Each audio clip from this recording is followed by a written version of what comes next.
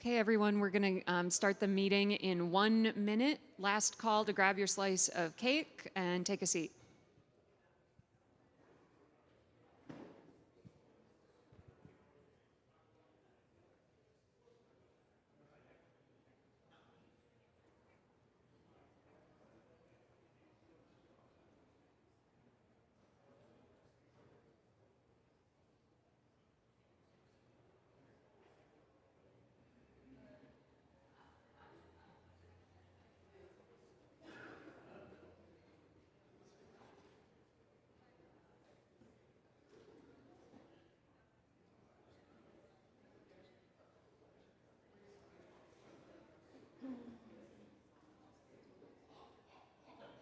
Yeah, Rachel was here. She was right outside the office.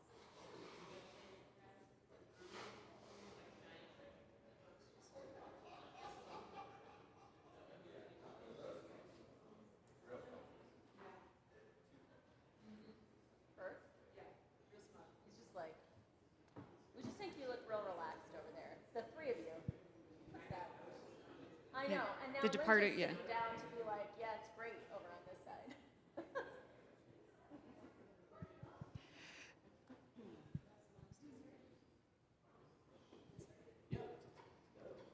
Okay, everyone. At 12:11, I'll call us to order. Thank you for your patience. I'm so glad all of you could join us for the 2026 annual meeting of the UUCA congregation. I'm Val Bryant, President and Chair of the Board of Trustees. In the meeting today, we'll be reviewing what we've accomplished and what we've done and what we've gone through in the past year and look ahead to the forthcoming church year. We'll be voting on a budget and a slate of nominees for church offices. We'll also be remembering those that we have lost and honoring those who've made extraordinary contributions as volunteers to this church. We have one new voting item this year, a resolution to support a marriage equality amendment to the Virginia Constitution. Thank you. And Bruce is here in his fabulous shirt to support it and speak about it. So you timed that perfectly, Bruce.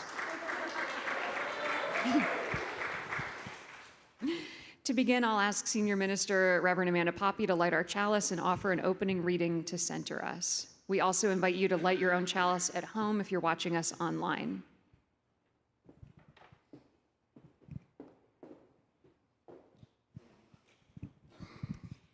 I'm going to ask if someone by the back of the sanctuary has a lighter, or anyone in the sanctuary has a lighter, or if there is a lighter. We've got it. Otherwise, in your hearts, hold on. Yes, angel to the rescue. Thank you so much. Instead of an opening reading, I want to invite you to bring into this space the ancestors who come with you in this moment. We're going to be recognizing leaders and volunteers in this year, this church year, and during our service, we honored our religious education teachers who are preparing our students as the blessing named for the house of tomorrow. But I want to invite us to call back those who have built houses for us, spaces of sanctuary and safety. So I invite you to take a moment to just center yourself, close your eyes if you would like, and bring to mind someone who made space for you, just as our teachers make space for our children, and we make space here now for those in our congregation. If you'd like to say that name out loud or in your heart, I invite you to do so as I light our chalice.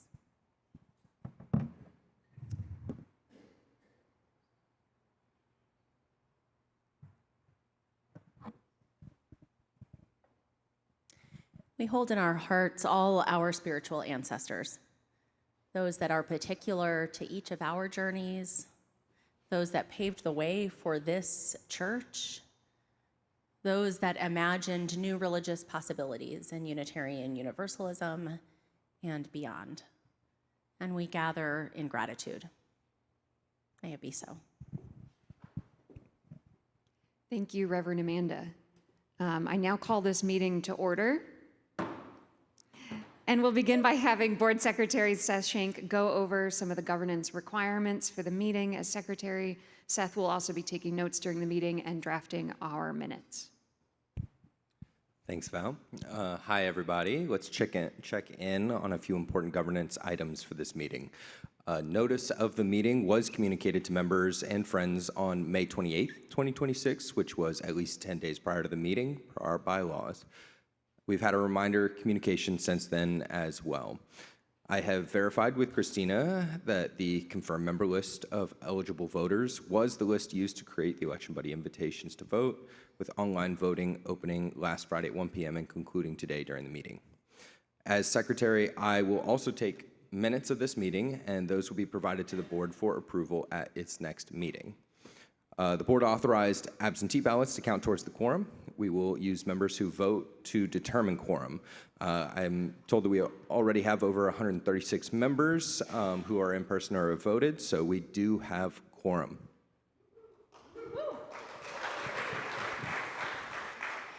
As Amanda has said, this is a church that really likes to clap. Thank you, Seth. As chair, I'm appointing Wells McCurdy as parliamentarian for this meeting. Wells will be available to help us resolve issues that may arise or questions. Next, I'd like to ask Reverend Carol Thomas Sissel to read our UUCA covenant to guide our conduct.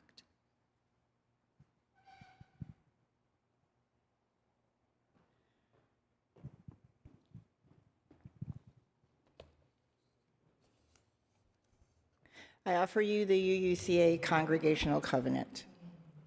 We covenant with each other, promising our goodwill and honest effort, pledging our care and support to one another and to our church community, challenging one another to live in accord with our Unitarian Universalist principles. With this common purpose as our source, we covenant to welcome all who come to us with acceptance and respect for the differences among us, to practice patience and speak the truth directly and with compassion, to reflect carefully about the potential results of our words and actions before we speak or act, to keep our discussions to topics and issues rather than personalities, to acknowledge that we may not always agree with the group decision, but we will support and participate in decision-making processes that are collaborative and democratic. To seek to resolve disagreements to our mutual satisfaction and ask for help when needed. To speak directly to those with whom we have disagreements. To facilitate direct communication between parties in conflict when appropriate. To act with loving kindness, seeking to promote justice, equity, and compassion. To speak out with loving kindness when we witness disrespectful interactions. And to understand that building our beloved community requires learning and practice. The UUCA Congregational Covenant. Thank you, Rev CTC. Now, Seth and Wells, can you walk us through the agenda? Sure. The first item will be Rev CTC, UUCA's Minister for Social Justice and Community Development, leading us in remembering those we hold in memoriam this year. Then Val will review the board's work during the past year, and Reverend Amanda will provide the senior minister's report. Thank you, sir. Following the senior minister's report, we're moving the awards and recognition to this part of the meeting before we get to the voting matters. After the awards, we'll move to the voting matters, starting with approval of the minutes of last year's annual meeting. We'll present and discuss each of the voting matters, but because we're using one single email ballot for all items, rather than voting on them one at a time, we'll vote on all of them at once by taking a 10-minute voting break after the final voting item discussion has concluded. As we all know, we've had to adopt our in-person practices so they work for hybrid meetings and virtual voting. By hybrid meeting, we mean a combination of in-person participation and online real-time participation. Just like we do during Sunday services, we're trying to be as inclusive as possible by allowing persons to participate in person or online, whichever makes them most comfortable. We're prioritizing our covenant and our commitment to ensuring that everyone has an opportunity to be heard. Rather than formally calling for motions and seconds on the voting items, we'll present each item, then open the floor for discussion before asking for the vote after the final item. Seth will then announce the election results, and that's the conclusion of the meeting. That goes back to Val. Now I'd invite Reverend CTC back to the chancel for reflection on members that we hold in memory this year.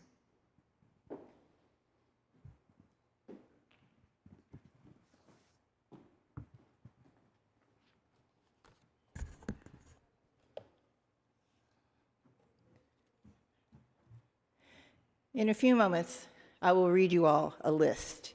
It contains names and dates. On the surface, that's a very simple document. And what I will do reading it to you is a very simple process. But before reading the names of those in our community that we have lost in the past year, I want to remind you that while the list and the process of me reading it are both very simple things, the people whose names I will speak aloud in this room were far from that. They were individuals who lived rich, often complicated lives. Those lives were filled with nuance, with anger, with passion, with joy. There was banter, there was laughter, there was love. Each one of these lives has physically ended, but each person on the list will remain with us as long as we continue to tell their story. If you've ever attended a celebration life where I was the officiant, you've heard me say this before. Stories are how we keep each other alive. Stories are how we keep those no longer with us and body with us. When we gather like this, when the names are spoken aloud, we honor them. When we recall a laugh or describe the way someone moved through the world, we are doing something sacred. When we refuse to let a life collapse into merely dates and words on a page, we insist that a person is more than a beginning and an end. We honor them by remembering what happened in between the beginning and their physical end. Their stories deserve to be remembered, to be spoken aloud, to be passed on. You see, stories do something that simple, just grief cannot.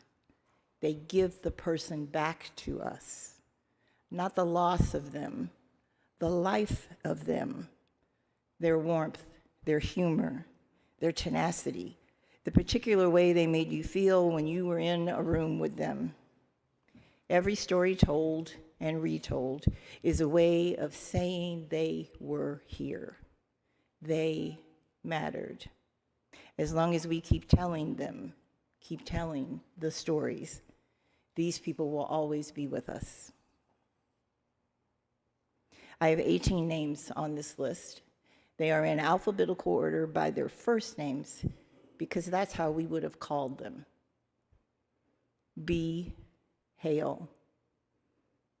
Died Friday, May 22nd, 2026. Carol Ann Sauer. Died Wednesday, December 31st, 2025. Carolyn Mink.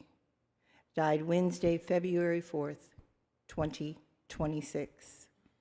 Kathy Sullivan. Died Wednesday, April 15th, 2026. Don Leverins. Died Sunday, August 3rd, 2025. Dorothy Lowe Newig. Died Friday, August 15th, 2025. Fred Stokeld.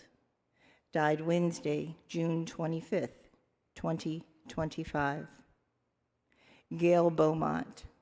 Died Monday, March 9th, 2026. Gail Curran, died Sunday, March 22nd, 2026. Jane Peak, died Tuesday, July 8th, 2025. John Gunning, died Monday, January 26th, 2026.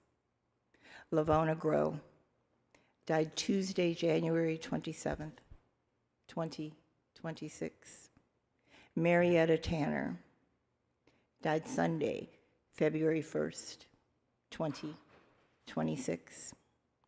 Mary B. Ferrand, died Thursday, October 16th, 2025. Marty Marr, died Sunday, February 1st, 2026. Mary Hollingsteed, died Friday, May 1st, 2026. Randy Rosso, died Tuesday, May 19th, 2026. And Stan Degler, died Friday, July 4th, 2025. Remember them, speak of them, say their names aloud. Every story told and retold is a way of saying they were here, they mattered. And as long as we keep telling the stories, these people will be with us in memory of them.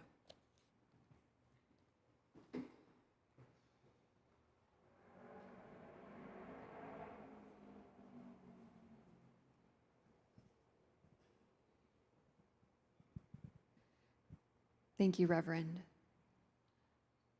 I will now turn to spend about 5 minutes talking through some points of the annual board chair's report to the congregation. I encourage everyone to read it in full. There are some fun graphics at the back if data is your thing. But a few things I want to talk about are the board goals and the work that we did on them this year. Our number one goal this year was to begin a visioning process.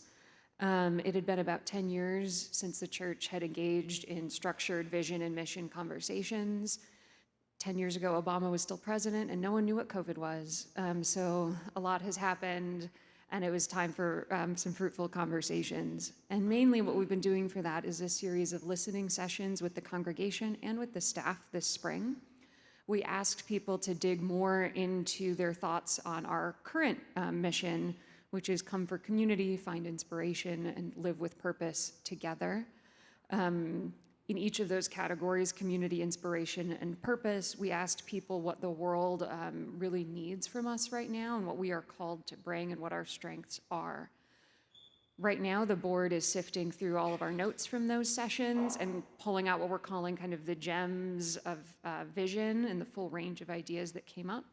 And this summer, there will be an opportunity for the full congregation to respond to those through an online mapping tool. Another major goal of ours this year was to advance our anti-racism, anti-oppression work. This had been identified in the January 2025 annual vision of ministry as the congregation's #1 priority. And in this effort, the governance committee, led by Barbara, worked on adding anti-racism language to church policies and roles. Several board members also completed Mosaic facilitator training, and the board did a session with Justice Coach Kyla Dixon during our December retreat, where we practiced applying an anti-racist lens to board decision-making. Another one of our perpetual goals is church financial security, and the big effort this year, led by Linda and Dan, raise your hands, was finding a new tenant for the downstairs space, which is a big chunk of our income. We're in the final stages of signing a lease with a new tenant, Building Kids, who will occupy the space later this summer. The rental income will be about twice what we had received for the space this past year. It's also a long-term lease, I believe 10 years, that lock in increases to keep pace with inflation, which should put us on a stronger financial footing for many years to come. Dan Patterson in his treasurer's report is going to talk about some of the other steps we've made towards financial security. The board also ran a survey back in March. This is something we aim to do every 2 years as kind of a health checkup on the congregation. Those are the figures I talked about at the end of the report, and I'm happy to share a lot more details if anyone's curious, because I'm a data nerd. Shout out to Jesse, who did a lot of the analysis for us. Thank you, Jesse. Overall, we found members feel very positive about their UUCA association. Sunday services and small groups continue to be the core of people's sense of belonging. It also helped us identify which social justice values felt most important to people at this time, and identify some areas where we can do better, including with many of our newer members and their level of connection. Over the past year, the board has also met with the Racial Justice Task Force, the Climate Action Team, the Social Justice Ministry Team, the Nominating Committee, the First Friday Crew, and the UUCA Voice Team. We all really enjoy these opportunities to hear about their successes and sometimes the challenges they're facing, and so that we can thank these lay leaders in person for all that they bring to our congregation. And I want to close with some thoughts on board leadership in particular. I want to thank Burt Kapler for his 6 years of board service, many of them as chair.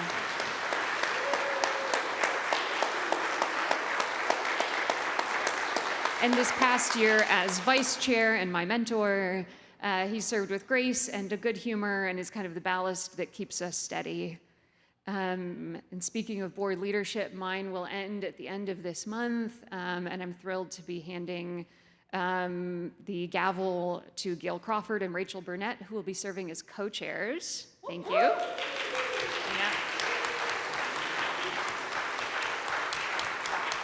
And I will continue on in a vice chair role. I'm trying to make triumvirate a thing for the trio of us. It has a certain ring to it. With that, I want to hand it over to Reverend Amanda for her senior minister's report.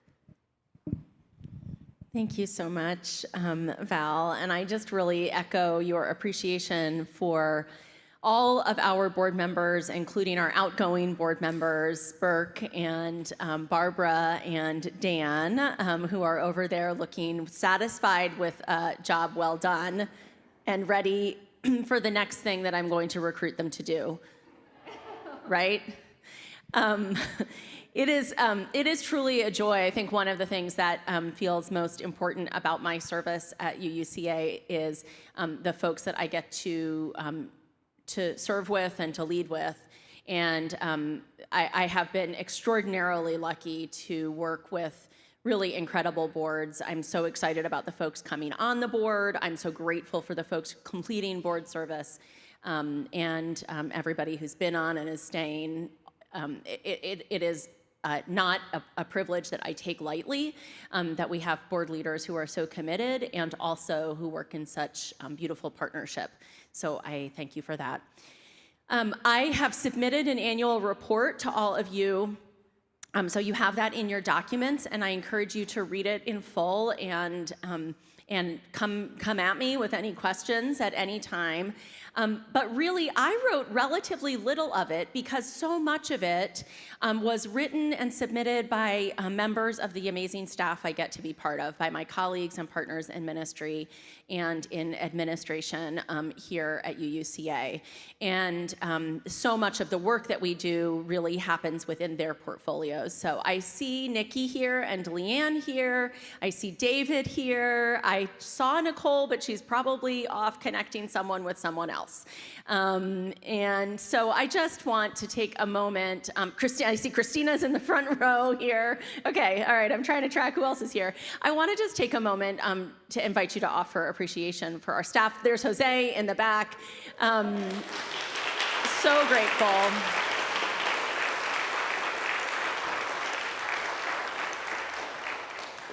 We really are very lucky. Some of the highlights from this past year that various folks talked about in that annual report were a religious education program that offered religious education at grade level for every student. That was a return to some pre-COVID staffing, and has been really exciting. That means not sort of clumping kids in mixed age. There are times when we do mixed age work, and that's actually really wonderful and important, but being able to offer appropriate grade level religious education for all of our students. We also have staffed up our childcare staffing because we had such high demand for childcare providers, especially during some of our small group meetings, including our affinity groups. And so shout out to the affinity groups, which really weren't started this year, but really have taken off this year and continue to support people in different identities. I want to name that we've had some fun with sermon series in worship this year and kind of digging into topics over the course of time. Let's see. Some of the other real highlights that I wanted to mention were we are moving forward on our new sign project. It's coming. It's like in zoning forever. I don't know. But it's going to be a new sign someday. You're going to see it. Yes, Valsine Pictures. It exists. Nikki is moving that forward with our company and zoning process. We've had some changes in communications to make things easier to access and more readable, and also to make it easier and more streamlined to be able to reserve space for events. I know Rev CTC is working, just as she's literally back from sabbatical for several days now, that's it, is working on a social justice ministry team and racial justice task force report. She is holding it, she is waving it in the air, she has it in her hands. And I just want to shout out to those teams as well who have been preparing that report for some time, waiting for Rev CTC to be back and to join them in that. So grateful for all of that. I think the other thing I would say is we are looking forward to some innovation in our in our database and communications. We have been using a database called Shelby. Raise your hand if Shelby's made you cry. Shelby is not particularly user-friendly. We went to a gathering of other churches in the fall, and when we said that that was the database, I'm not making this up, the staff from the other churches all went, oh. So, which was very affirming for us on staff. So we are going to be moving to something called Church Center, which will roll out. We'll kind of do some of the background movement over the summer. We're going to roll it out to the congregation in August, play around with it. It is significantly more user-friendly. You're going to have a handy little app on your phone. This is a box of Kleenex, but your phone looks like it. And you're going to be able to access sermons, your directory, the groups you're part of. I think that you will find it's really great.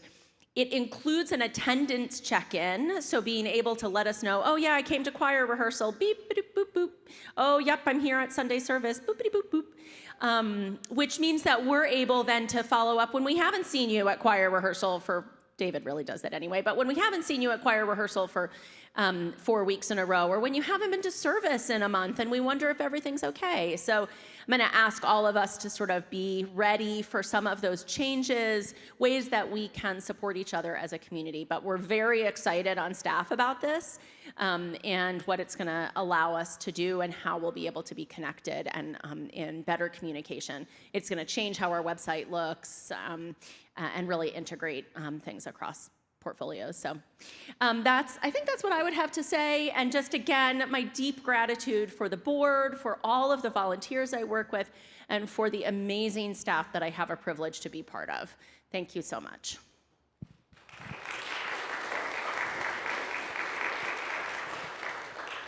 Thank you, Rev Amanda. And we'll now turn to the awards and recognition portion of the meeting, which Reverend Amanda and others on staff will be handling.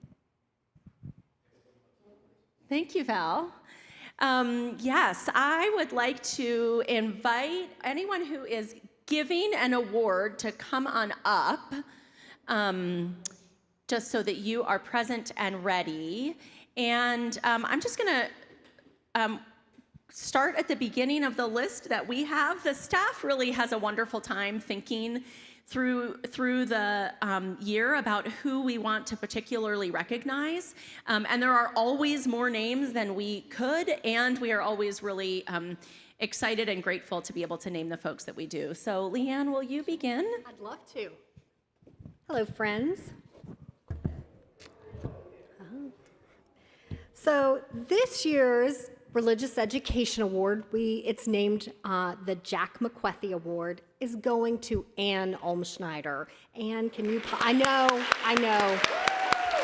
In recognition, yes, in recognition of her many years of service to our littles, the very youngest among us.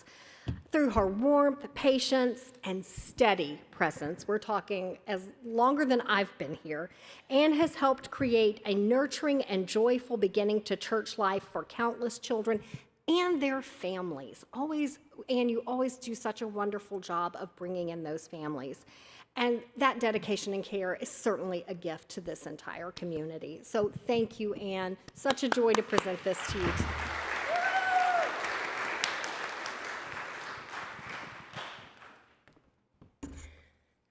Lila, do you mind coming up? This year's Unsung Hero Award is going to Lila Vizard. And I should just jump in just to say that she is a true example for me when it comes to understanding the ministry of welcome. So I needed to say that.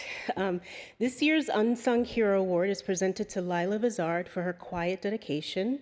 She consistently steps forward when help is needed, offering leadership, creativity, and care and divine service of UUCA. From serving on the board and leading the campus reopening task force to help shape our beloved mission statement. Lila has helped strengthen and guided this community in many ways. Through roles such as Sunday Ambassador, Covenant Group Leader, GA Delegate, and a member of Chalice Theater, she embodies the ministry of welcoming others with warmth, openness, and genuine connection. Her steady presence is a model for what it means to come for community, find inspiration, and live with purpose. Thank you, Lila.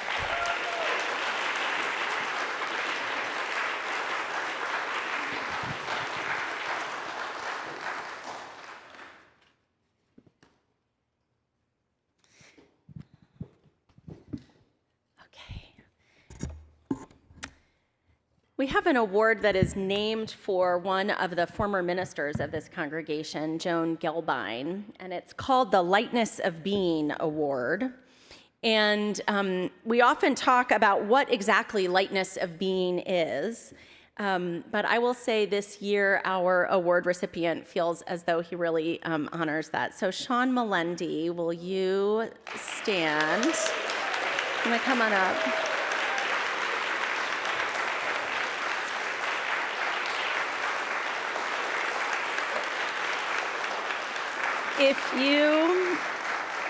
If you looked for a definition of a heart for service, you might just find a picture of Sean.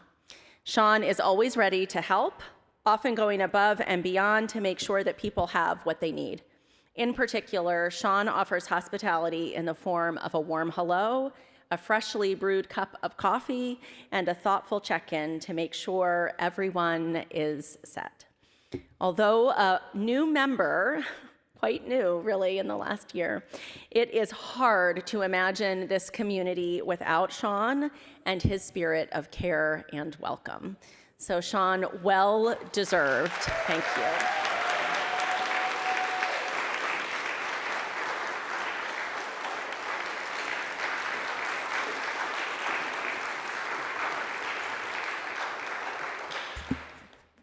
Rep CTC.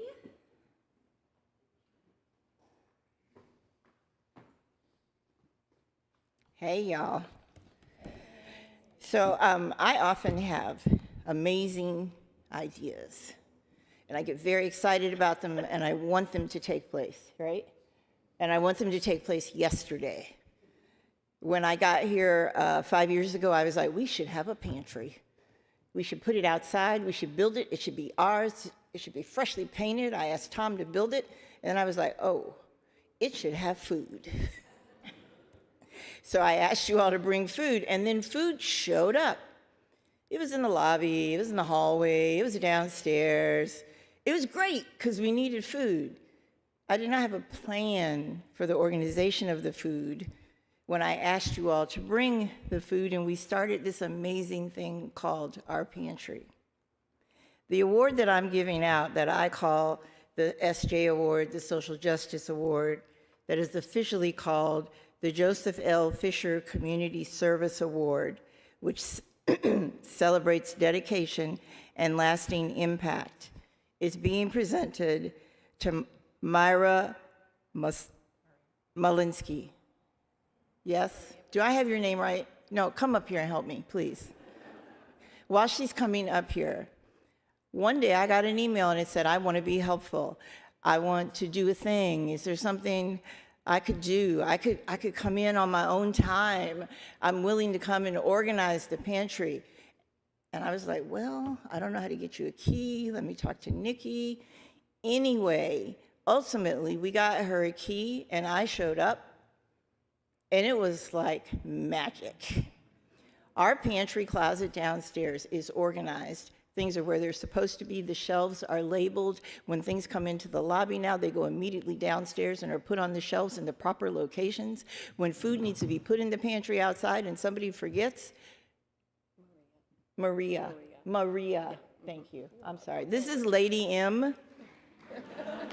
I'm not going to mess it up again, I promise. Sometimes she comes by in the middle of the night and puts stuff in the pantry. Sometimes she comes in on Sunday before any of us are here and takes stuff out of the closet downstairs and puts it in the pantry. What she always does, and what saves me, is organize it and make sure that whoever our weekly pantry stewards are able to easily come in, get the food, and make sure it goes out to the pantry. This award goes to Maria Mislinsky for helping with the pantry on a continuous basis and for saving my behind when I had a great idea, but somebody needed to really organize it. Thank you.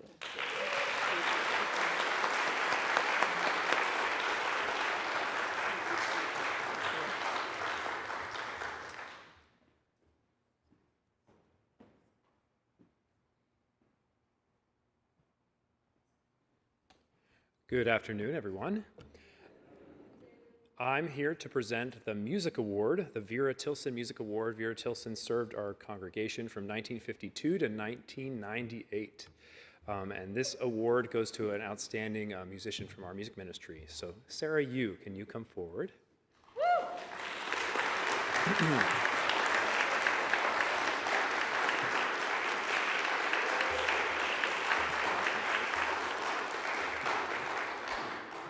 So if you are here on Music Sunday, you know our Polymnia handbells are truly capable of anything. Including Lady Gaga recently. And no small part of that is Sarah Yu. So it's been a year of transitions for this ensemble. We lost our beloved late handbell director, Ken Bissell, who served this congregation for many years. Ken always said that if it doesn't sound right, if it's not working, try another bell. And the resilience of this group, and at the heart of that willingness to move forward through challenging times, was Sarah, who helped lead those rehearsals along with me as I was starting as a music minister here. She is a bright light in UUCA's music ministry. She kept them connected and performing during the search process for our current director, Alan Payne, who could not be here today because he has another handbell concert.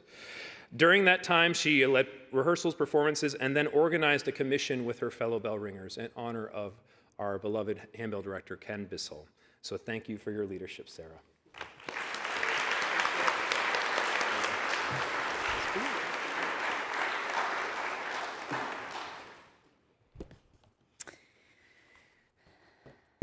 I have the honor of presenting the Distinguished Service Award. Tom O'Reilly, where are you? Come on up, Tom. Now,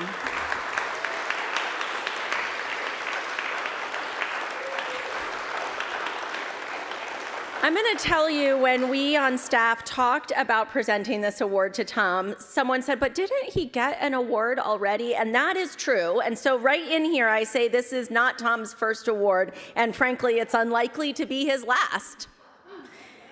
Tom seems to be everywhere at UUCA, supporting Chalice Theater, our environmental work, our food pantry, as Rev CTC mentioned, built the pantry, and indeed has received that. But this award honors his years as the lead for the auction team, where he has been bringing enthusiasm, creativity, and a spirit of fun, all while staying focused on the funds raised that support UUCA's mission. I think the auction was gone for some time from UUCA and came back in your leadership, Tom, and certainly during COVID, and has had innovations in the last few years as you've brought new software in. Tom has worked with a whole team of people and is ready to pass along this leadership of the auction to the next person. So, and Wendy, his wife, is cheering for that part, but also for Tom's leadership and really just holding the fun of the auction and the infectious energy. So Tom, thank you for that, as well as many other things, and your gifts to this community.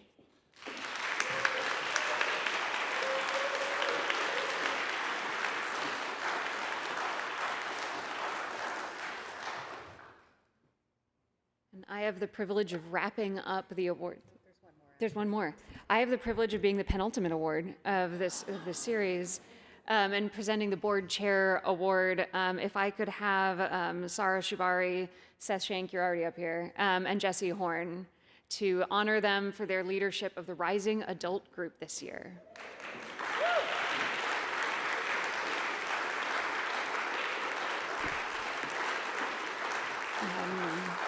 They did a ton of work to really revive this group this year. Their level of organization and communication, there are signups, there are spreadsheets, there's instructions, there's QR codes, is absolutely exemplary and really impressive. They've held over a dozen events. There are now 65 people on the app we use of group to stay communicated. And their regular presence at coffee hour and their ability to catch and welcome new people is clearly having an impact on the level of welcome that people experience here. So thank you very much.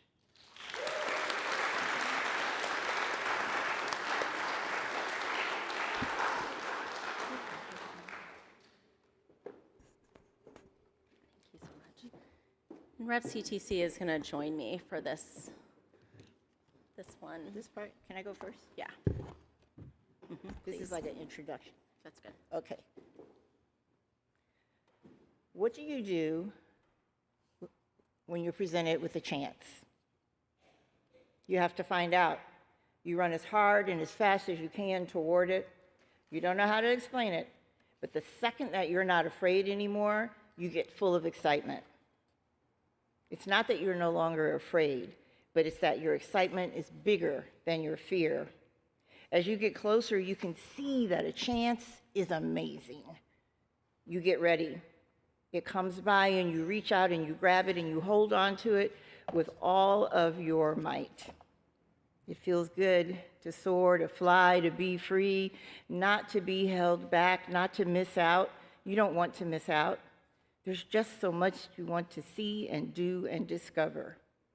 So what do you do when presented with a chance? You take it, because it might be something incredible.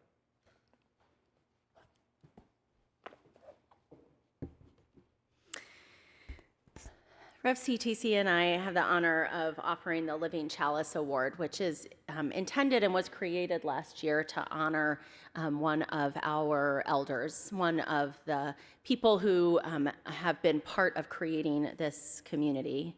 And this year we are presenting it posthumously to Lavona Grow.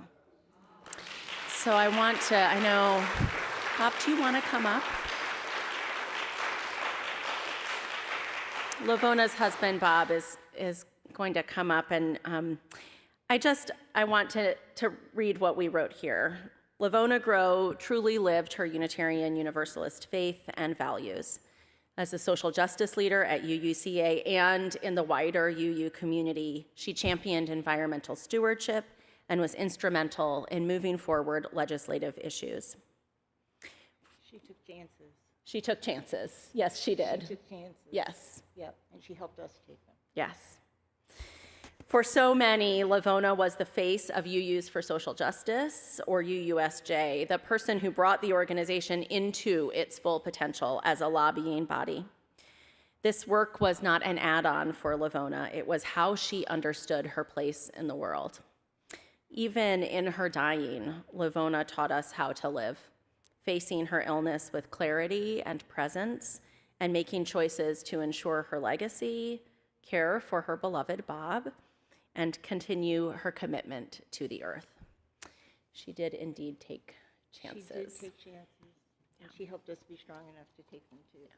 So, in Lavona's memory and in gratitude for her life,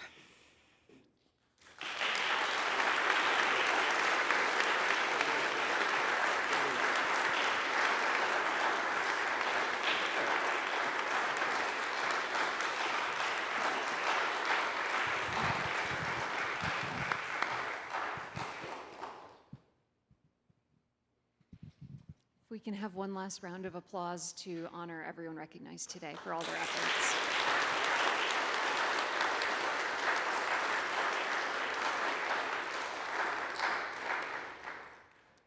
And I'll hand it over to Wells to move on to the voting items. We previously mentioned that we'd be modifying our procedures to accommodate our hybrid meeting format. The bylaws include a commitment to run our meetings of the congregation in such a way as to maximize inclusion and ensure that all voices are heard. So in practice, that means we'll introduce each voting item in turn, the minutes of last year's annual meeting to start, then on to the 26-27 budget, and then the proposed slate of trustees, officers, and nominating committee members. In addition, we'll vote on the following resolution that UUCA will endorse the Marriage Equality Amendment to the Virginia Constitution. Yes. After each of these topics is introduced, we'll open the floor for comments or questions on that item. When the period for discussion on one item has concluded, we'll move on to the next item. We'll break to vote on all items after we've presented and discussed everything. Seth. Thank you. For the discussion periods, if you are a UUCA member entitled to vote and would like to speak, you can join a line down either side and use one of the two microphones. For those members who are not physically in the sanctuary, we invite you to participate in the discussion periods by writing in the YouTube comments. Christina will read out your question or comment in order. We will treat the YouTube comments like a third line of questioners, so we'll alternate amongst these three lines until all the key points have been covered. Wells will call on those who have not yet spoken on an item before calling on anyone who wishes to speak for a second time. As we share our comments, let's remember that all discussion will be done within UUCA's congressional covenant, including to speak the truth directly and with compassion, to reflect carefully about the potential results of our words and actions before we speak or act, and to keep our discussions to topics and issues rather than personalities. And also, as you begin your question, please remember to share your name. I know most people, but for the notes, it's very helpful for me to get everyone correctly. So thank you so much. Back to you, Wells. Thank you, Mr. Secretary.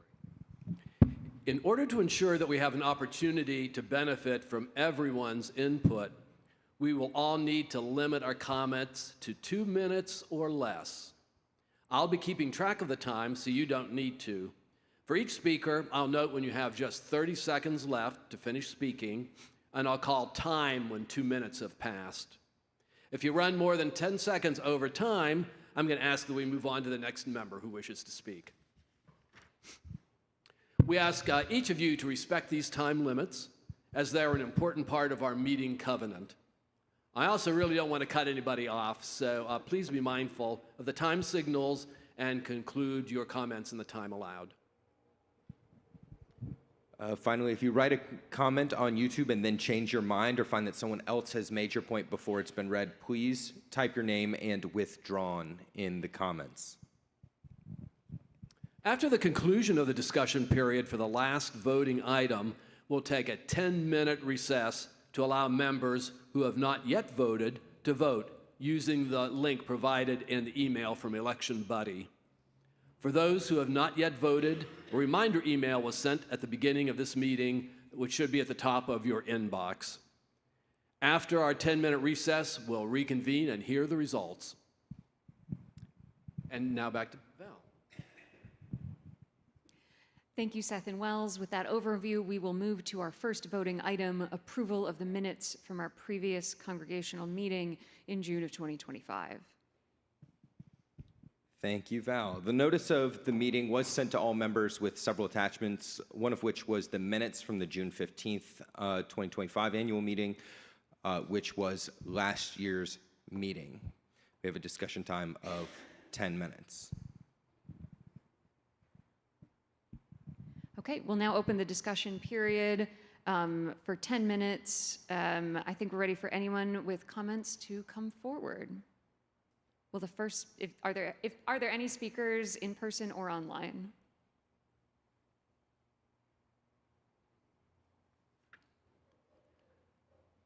I was taught you're supposed to wait for like 7 seconds of silence. Christina, nothing online? Great. Although the discussion period has not expired, it does not appear that we have any comments at this point. And so we will move on to our next agenda item. Our second item, for that, Treasurer Dan Patterson will present his treasurer's report and then the budget for the next year.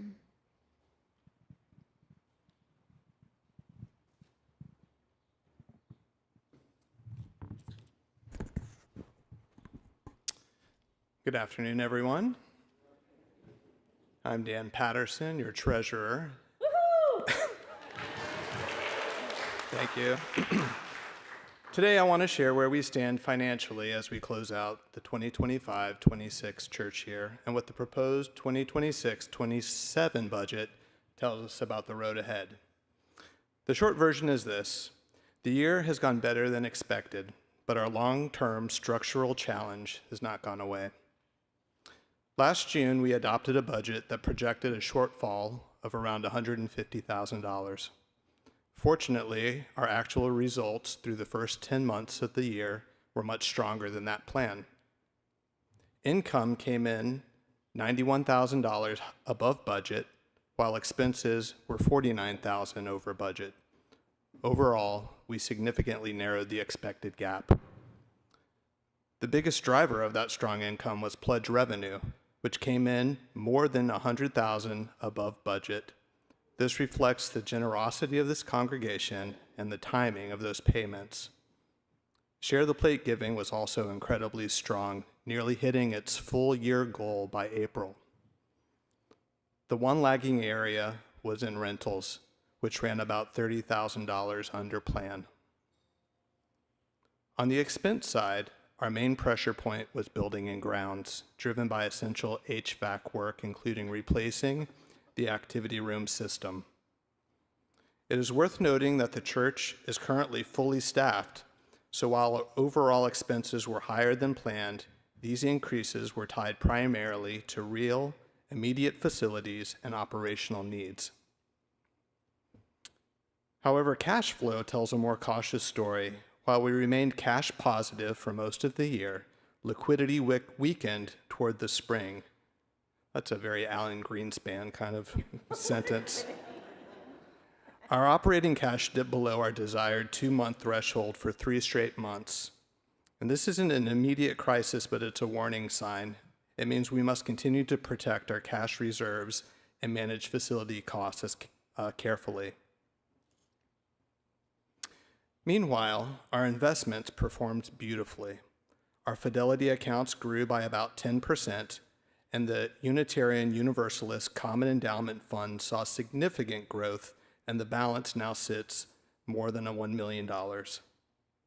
This is driven by strong market performance and steady capital campaign transfers to repay the internal loan used to retire our mortgage.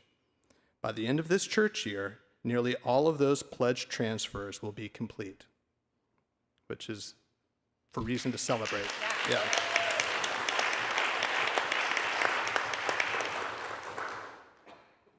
So again, the takeaway for 2025-26 is that we managed the year better than expected, but a structural gap remains. This is a pattern. Most of our last 8 budget cycles have included planned deficits, and the proposed 2026-27 budget continues that trend.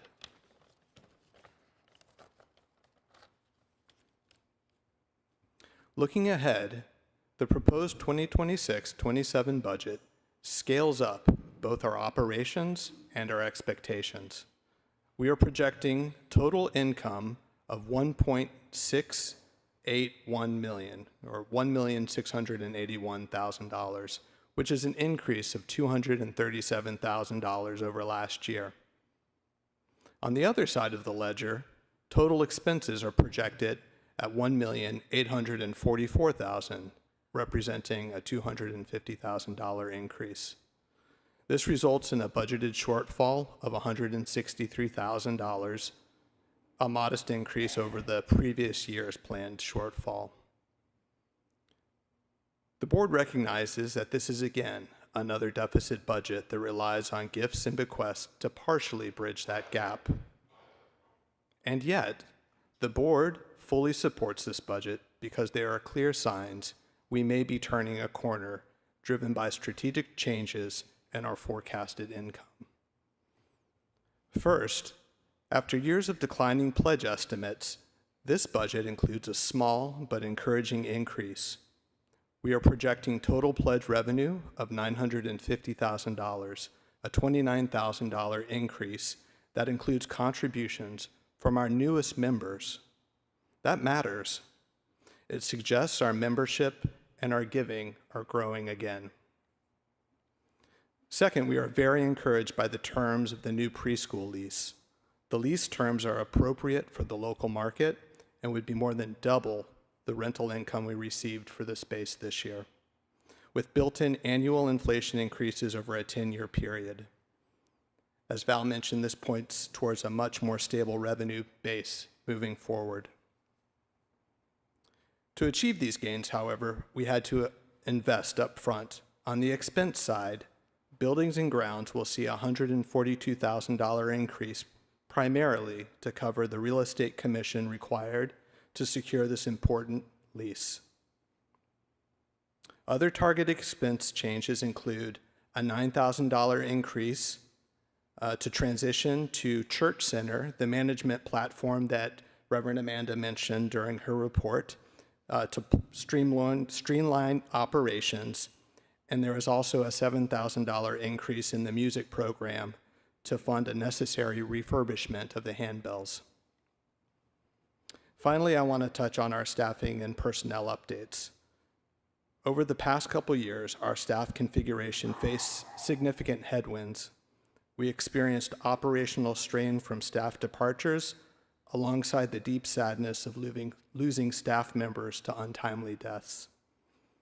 Carrying those unexpected vacancies required a great deal of endurance from our remaining team to keep our church running smoothly. Given those challenges, it is a major operational milestone to report that this budget starts from a position where the church is fully staffed.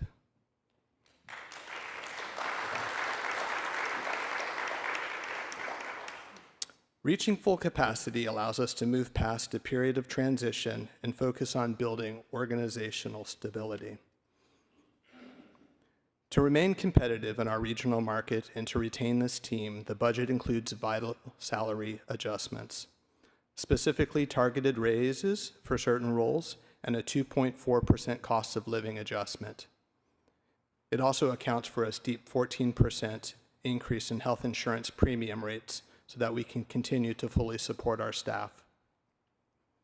This budget buys us time and creates momentum, but it isn't the finish line. We must continue growing all income sources and trimming expenses responsibly. If I leave you with one thought, it's this: UUCA is in a sound but careful position. We have real, proven reasons for hope on the horizon. But to fully close the gap, we will need continued effort, careful stewardship, and a shared commitment across this entire congregation. Thank you.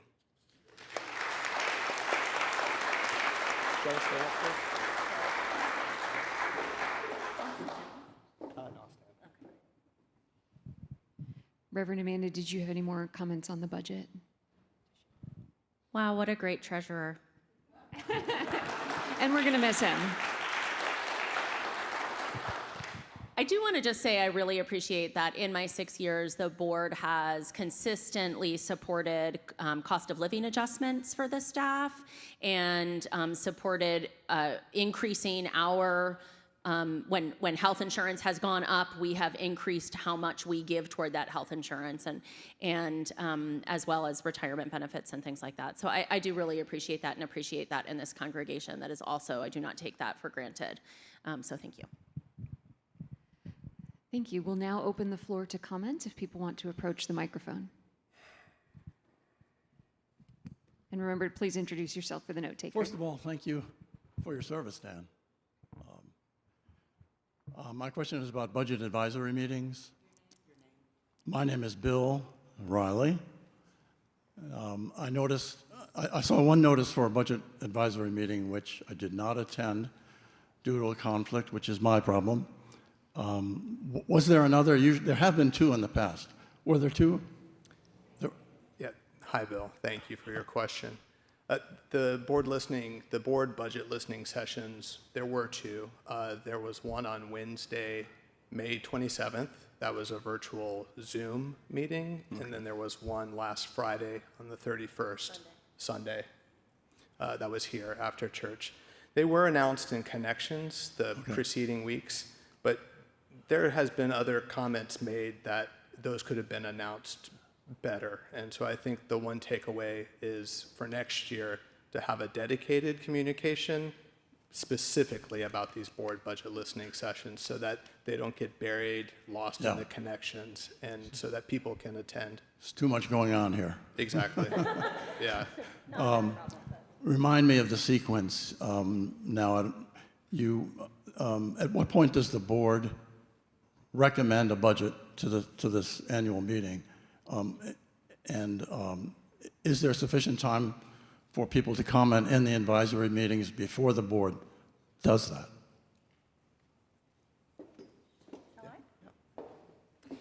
So the setup that has been in place for some time, since before I started, is that the listening sessions come after the board has recommended that budget, because there needs to be a budget for people to react to in those listening sessions. So the process starts many months earlier. Nikki and I take a look at the actuals in this budget. Nikki talks with folks in all of the different portfolio areas with staff members and says, what do you need next year? We then work together with the Budget, Finance, and Audit Committee to create next year's budget. They react to it, then we make any adjustments. We bring it to the board reacts to it, makes any adjustments, and then brings it forward to the membership. Then those budget listening sessions happen. Okay. And then there is conceivably time, should the board have heard something at those listening sessions that dramatically changed the budget that they were moving forward, the budget could, at this meeting, be presented differently. The board could say, we learned something major, we're now asking you to approve this budget.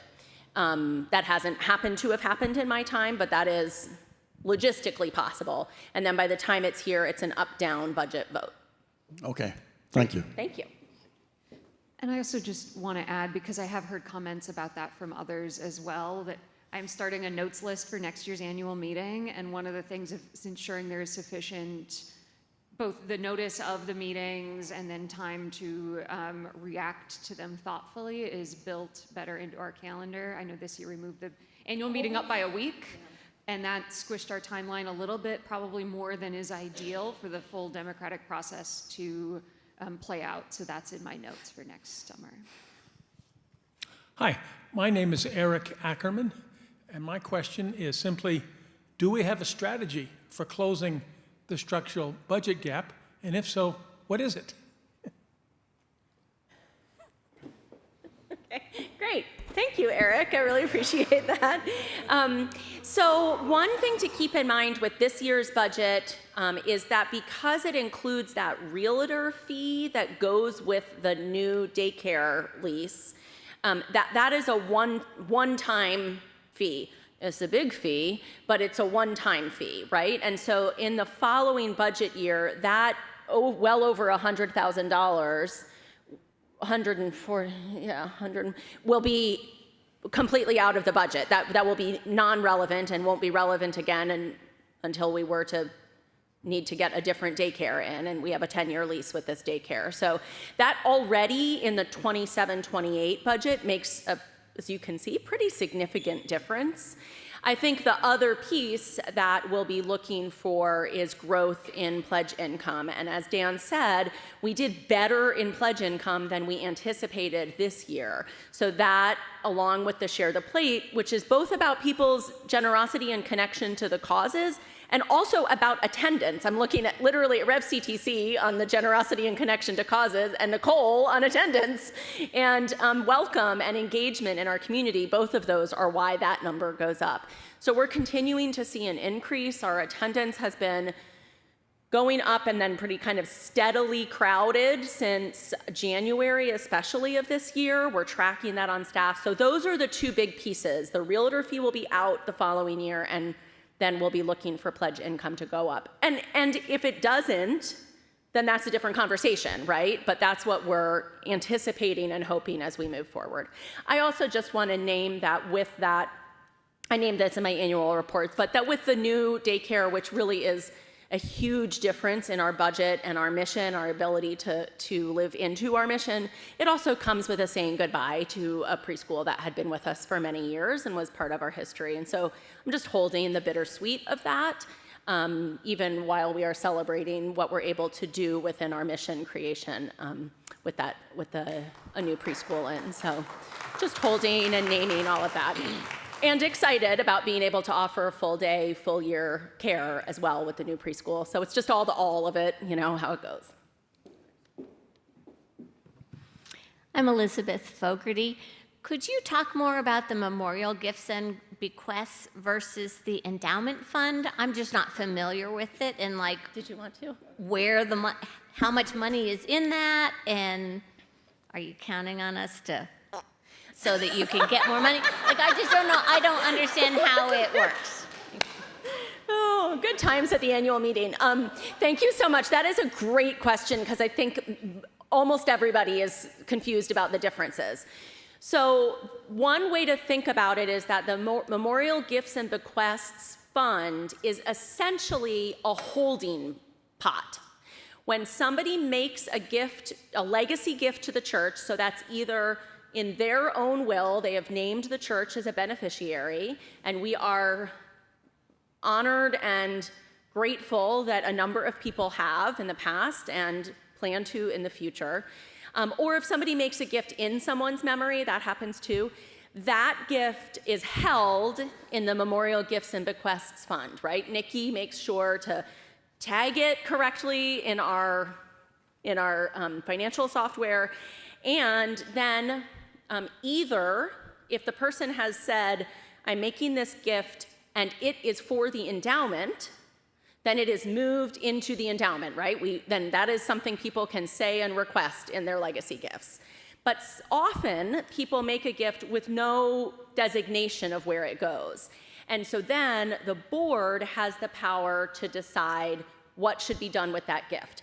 Sometimes the board will say, we're going to move that gift into the endowment. That's particularly true with really high number gifts, frankly, you know, that those move into the endowment. Or the board might say, this gift would allow us to do that special project that we haven't been able to do. We're going to direct it toward that. Or this gift is going to enable us to move our operating budget through a difficult year. We're going to direct it toward operating budget. So those are, the board votes what to do with what's held in that Memorial Gifts and Bequests. We never budget forward for something we don't yet know is coming, right? So we have to have either received it or received legal notice that it is coming for us to make plans for that money. We have many people who have said, oh yes, I've left X in my will to UUCA, but people's lives change and shift, and so we hold that with gratitude and care and not a budget plan, right? So is that helpful? Yes, thank you. Okay, great. I have a question, but I'm not sure it belongs in this section of our discussion. Sure. My name is Julia Peshak. We have a message of inclusivity and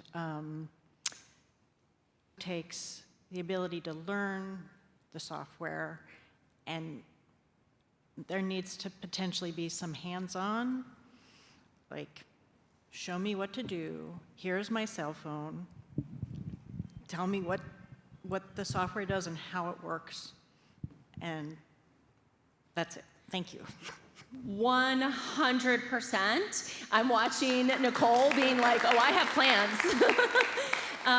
Yeah, absolutely. I think you're referring to Church Center when the new software that we're rolling out in August. Is that right, Julia? Yeah. And even the Election Buddy software, absolutely, even that, that's right. And so, yeah, the rollout will include rather a lot of come sit by me with your phone and my phone and let's go through our church app together, you know? And then, oh, do you know how to use your church app already? Come sit by this other person and they'll go through their church app with you. So we're definitely planning a fair amount of education with that rollout campaign. Thank you very much. Christina, do we have any online comments? Are there any more comments or questions from those here in person? Okay, I think though our time limit has not expired, it appears we've gone through all of the comments. And now we will move on to our third voting item, which is the presentation of the 2026-2027 slate of nominees for members of the board. Presenting this will be the nominating committee's Jess Werder.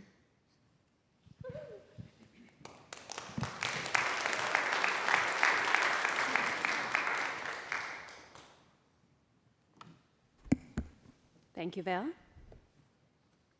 This year's nominating committee has worked diligently to prepare a slate of candidates for vacant board and nominating committee positions, as well as for the positions of board secretary. We were fortunate to have interviewed a number of excellent candidates who are eager to help UUCA, and on behalf of the nominating committee, I am pleased to announce the following slate of candidates to the congregation for the coming 2026-2027 term. For the Board of Trustees, may I ask that folks stand if you are here when I read your name so folks can see you? For the Board of Trustees 2026 to 2028, two-year term, our candidates for new board members are Kristen Walega,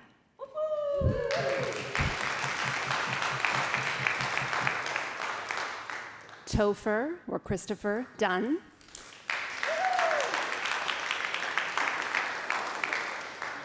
Luis Hestris,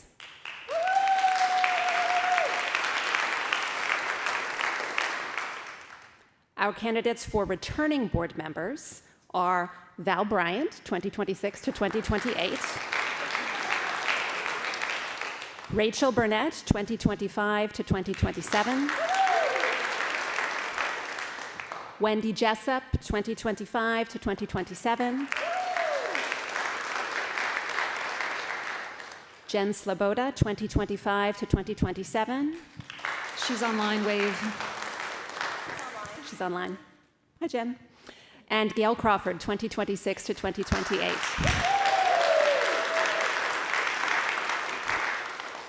For board secretary, that is a one-year term, our candidate is Seth Shank. For both treasurer and board member, a two-year term, our candidate is Zeke Sabert.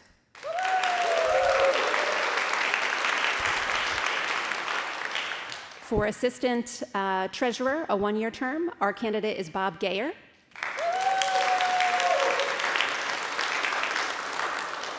And for the nominating committee, we have 2 candidates with 2-year terms, Jeff Mayer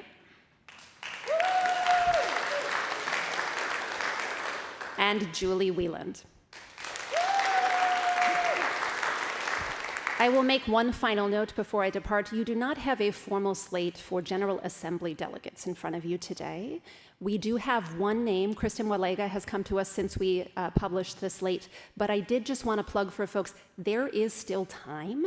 The General Assembly meeting this year is virtual, and we are allowed many, many more delegates than we have had. It starts on June 14th, so if there is interest, please contact Reverend Amanda or the nominating committee and let us know. Thank you.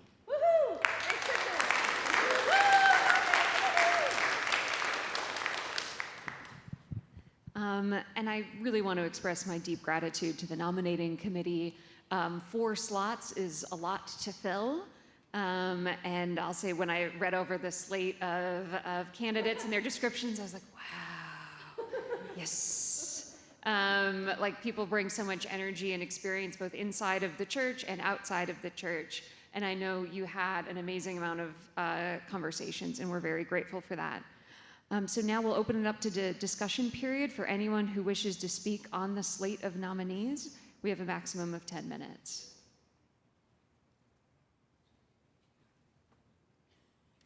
They're so great. Woo! Like you can come up and say that too, but are there any online comments? Jeff says howdy. Thanks. Howdy, Jeff. Howdy, Jeff. Okay, good. That's it. Hearing no comments, I'll move us to our fourth voting item. Equality UUCA proposes that UUCA endorse the marriage amendment to the Virginia Constitution, and Bruce Ryder will speak for this.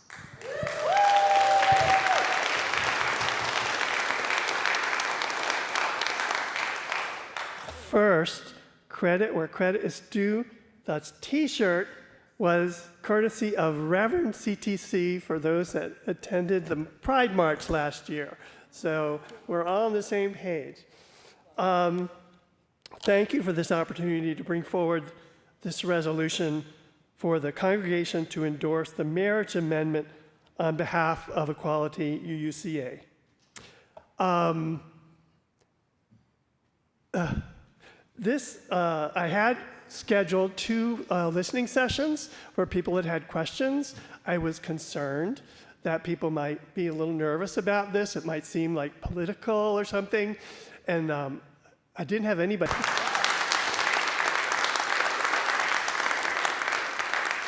But those keen, close-eyed readers will note that this didn't need to come to a meeting of the annual meeting. It probably could have been approved by the board and clergy because it's a standing UUA policy to support same-sex marriage. But we all decided, actually, I think we were all in agreement, it was better to do this here for the main reason that we wanted to get it in front of you, get it on your minds that this is important. For those of us who were around 20 years ago, many of us have been haunted by what is that one little thing that could have been done 20 years ago to have prevented this from happening. This is our one little thing, to just make sure that everybody understands what's at stake here. I won't reread the whole resolution. I hope you've read it. The amendment is not a feel-good thing. There are definitely consequential issues involved. And I hope that you take away that urgency. I will warn you that through the campaign, you will be lulled into complacency.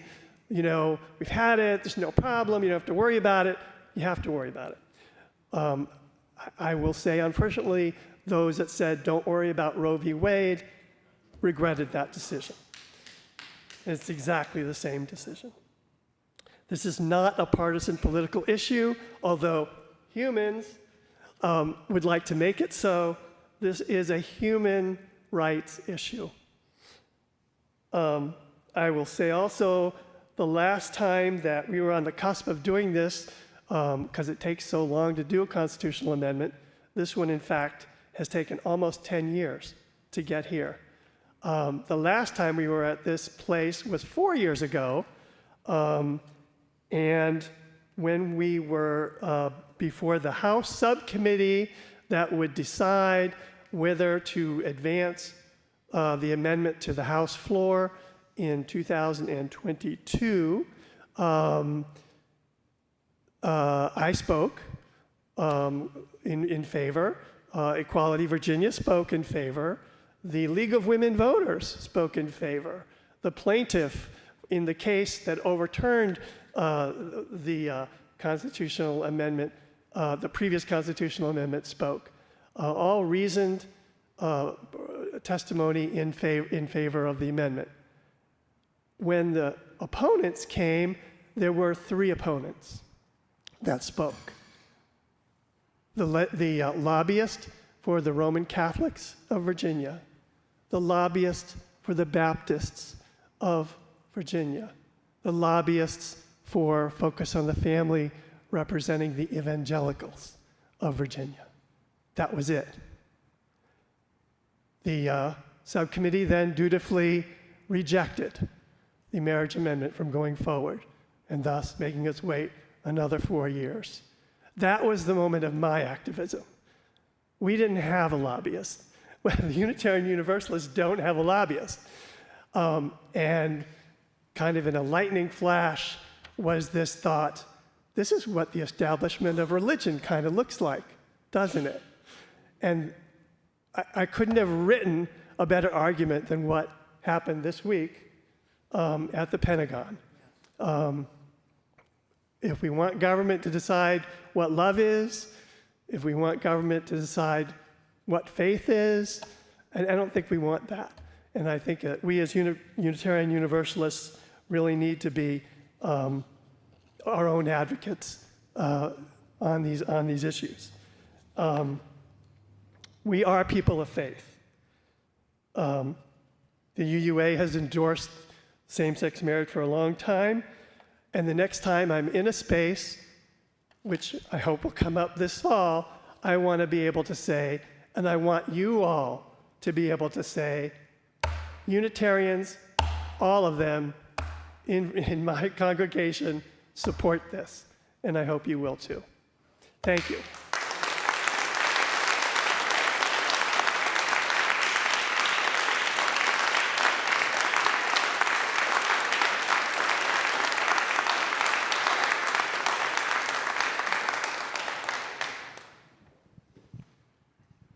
We have scheduled a maximum 10 minutes of discussion on this point if anyone wishes to approach the microphone or make a comment online.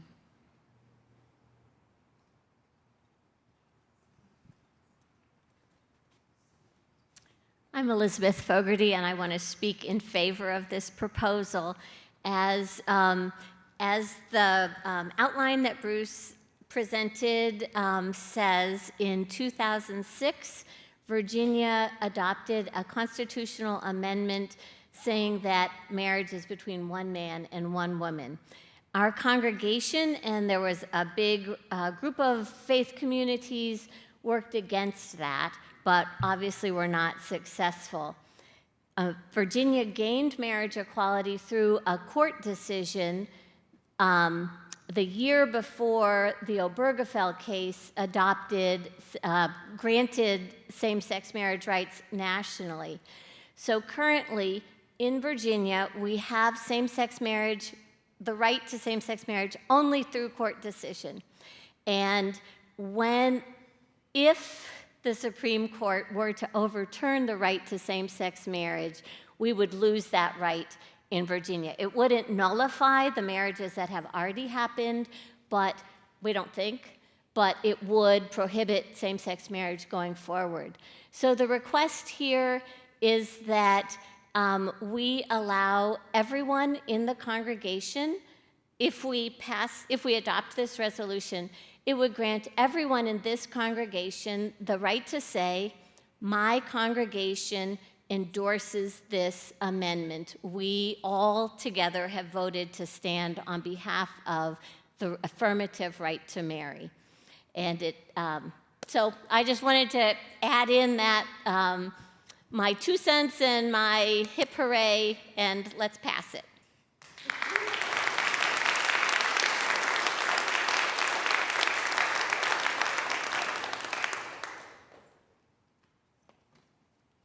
My name is Victor Gabriel. I just have a question. Have we ever had such a resolution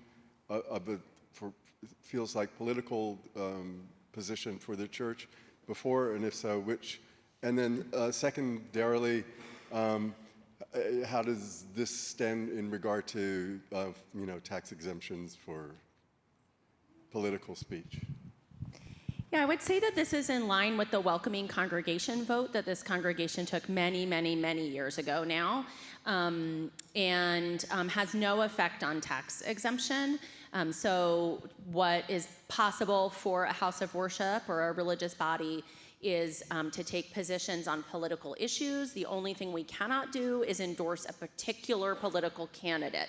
So we can't say vote for this person and not that person, but we can say vote for this amendment or support this position. All of that is possible and a part of Unitarian Universalist history and the history of this church for many, many decades and years. So, yep. I'm Wendy Jessup, and I'm speaking in support of this, and it's really personal. I have 2 queer children, one married, her wife, California or Oregon, and I would like to make this an opportunity for others to make that available to them.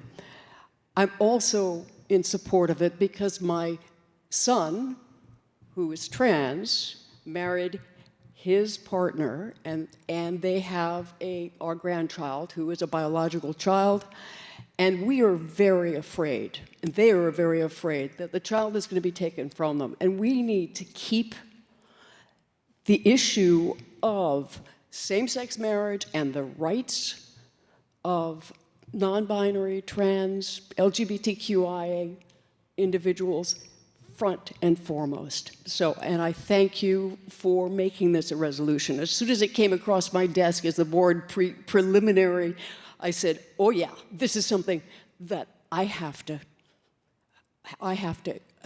acknowledge for a very personal reason and for everyone else's child.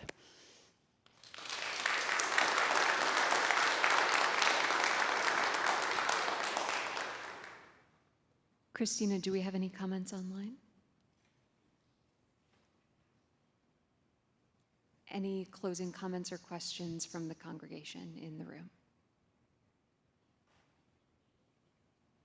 Hearing none, we will move on. On some versions of the agenda that sent out, there was a voting item 5. The board was not able to get the proper materials for that out to the congregation in time, so we are going to just vote on that one, which is minor updates to the bylaws in next year's annual meeting to be sure that we're giving proper notice and everything for that. That concludes the presentation of the voting items and the discussion of each. At this time, we'll take a brief stretch and bio break for 10 minutes to allow members to vote via the link sent to them in the email from electionbuddy.com. A reminder email was sent to those who have not yet voted at the beginning of this meeting. I believe there are also paper ballots to vote in person in the back. Nicole can help you. If you're watching on YouTube and need to log out of this meeting to access your email to vote, please do so. If you have any issues, please email Christina Kennard at ckennard@uucava.org. And since it is 1:40 now, we will reconvene at 1:50. Thank you.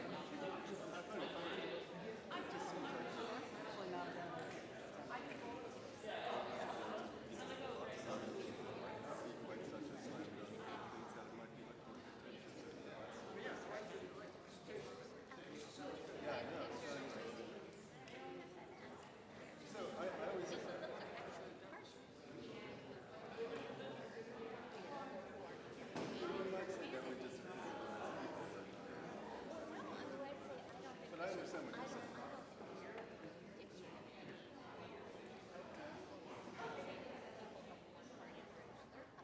Or I would go, I would agree.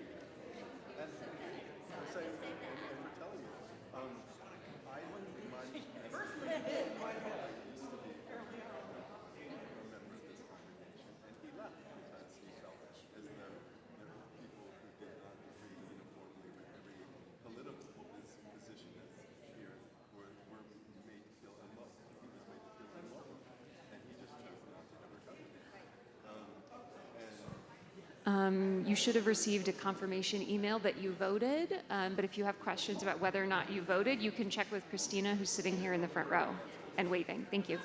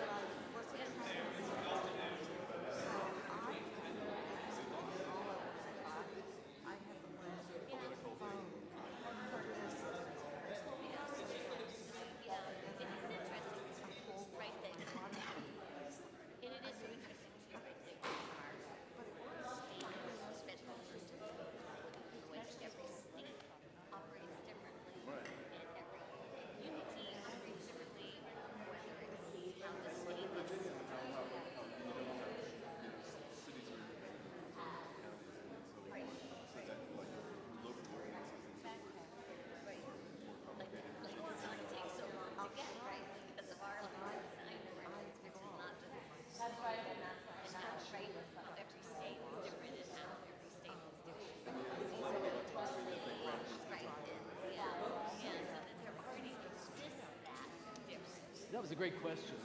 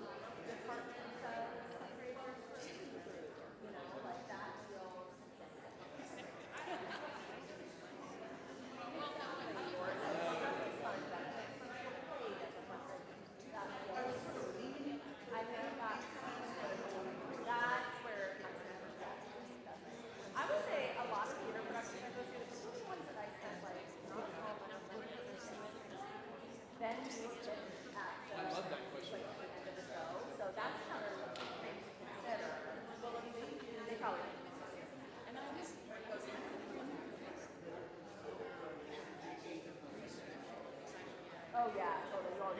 You always make it. People are like, oh yeah, I like you guys. I'll spend $20.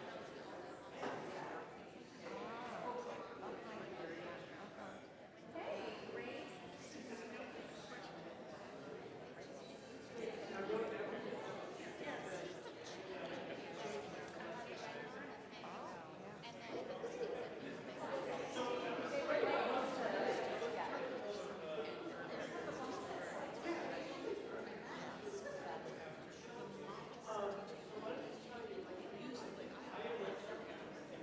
Oh, great.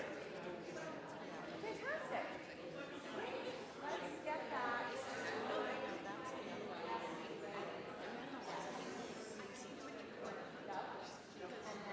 Any shots?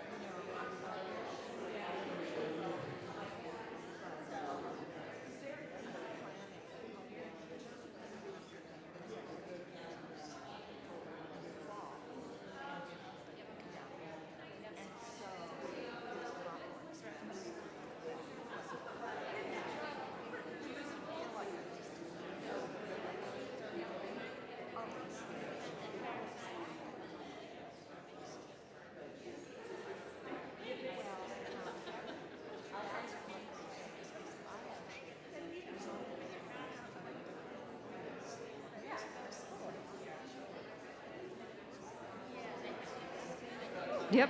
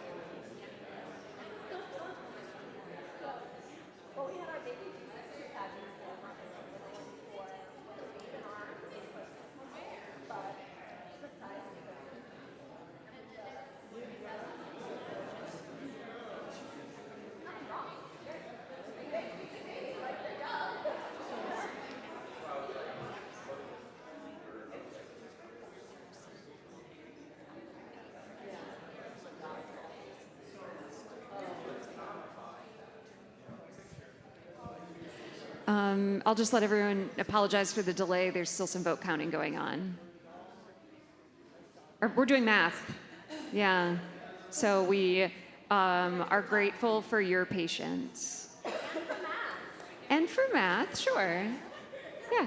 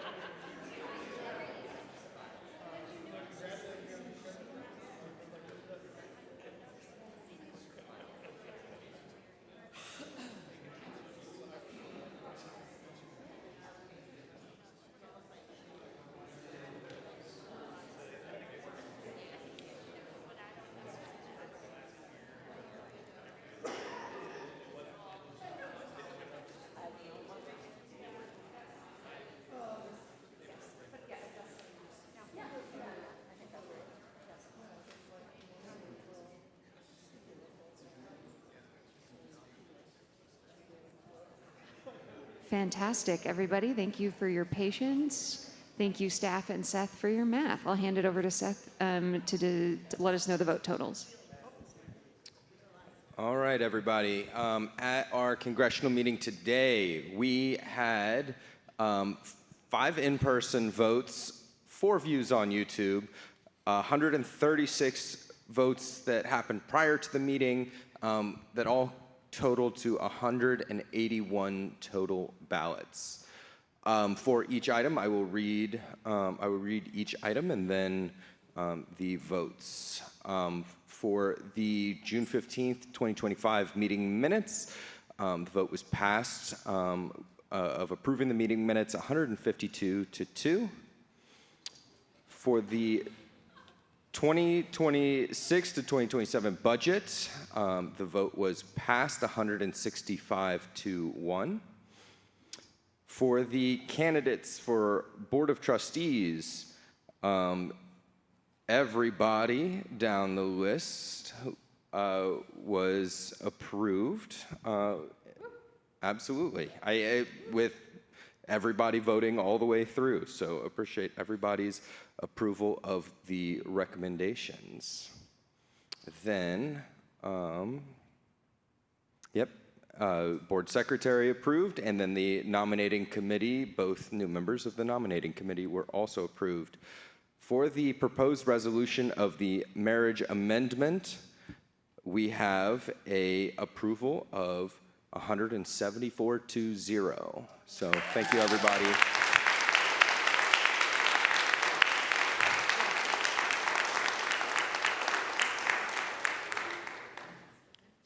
Wonderful. I believe that was my script. So back to you, Val. Great. Thank you, Seth. We've now completed the business for this annual meeting, and with that, the work of the 2025-2026 church year. Congratulations to board members, officers, nominating committee, and staff for all of your work today. We look forward to working with you over the summer and into next year. Newly elected board members, please come see me real quick just to talk about one or two things. It'll be super short, and then I think Rachel will be sending an email tonight just to link you into, like, welcome to the board. There's nothing actually urgent. Thank you, everybody, as well, for coming and for your comments and all of your work this year, and those of you who are attending online. And I'll let Reverend Amanda close the meeting with a benediction. Just as we say on Sunday mornings, as I blow out this chalice, we hold in our hearts the sparks of love that the chalice represents. I am grateful for each of you and wish you love and care in your day ahead.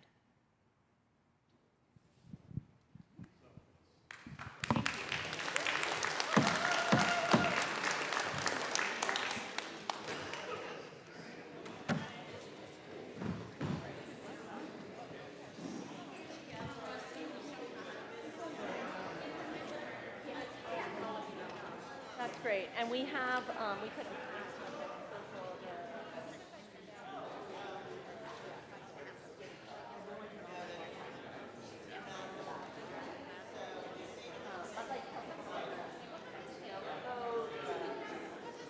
right?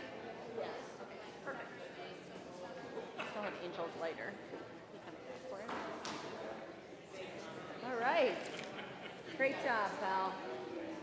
Well done.